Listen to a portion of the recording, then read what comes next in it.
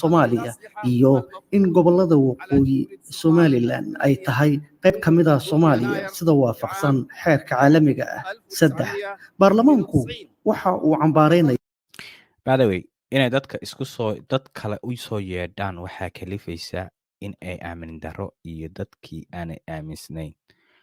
waddankaana wada lahaansho una ka jirin. Hadda waxay ku leeyihiin gaalaa la aada dad baa la aaday oo kuwana shacabkii xitaa lama hadla shacabka reer Somalilandna kamaba diyaarsan oo dadkii oranayay ma garanaysaa in Somaliland baa shabaabtana lagu soo abaabulaa bemba